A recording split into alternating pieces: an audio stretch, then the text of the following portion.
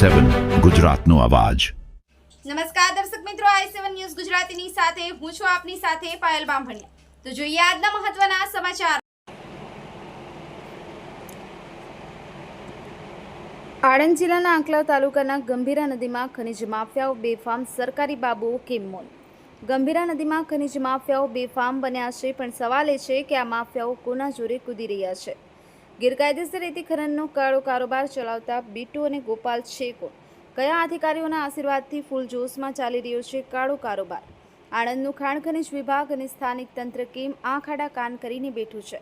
શું સરકારી અધિકારીઓના આશીર્વાદ વગર આ કાળો કારોબાર શક્ય છે? થોડા દિવસે ગંભીરા નદીની છાતી ચીરી કરોડો રૂપિયાની રેતી ચોરી થઈ રહી છે। કાયદાના રક્ષકો જ અંધારામાં તીર ચલાવી રહ્યા છે।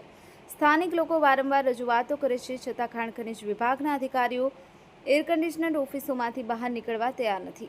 જ્યારે પણ દરોડાની વાત આવે છે ત્યારે માફિયાઓ સુધી બાતમી કોણ પહોંચાડે છે? શું તંત્રના જ કોઈ સફેદ પોસ બાબુ ખનિજ માફિયાઓના ભાગીદાર છે? કરોડો રૂપિયાની સરકારી રોયલ્ટીની ચોરી થઈ રહી છે, છતાં જવાબદાર અધિકારીઓ મૌન કેમ છે?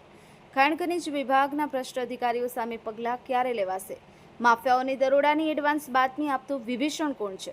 શું આણંદ કલેક્ટર સાહેબ આ નિષ્ક્રિય અધિકારીઓ પર એક્શન લેશે?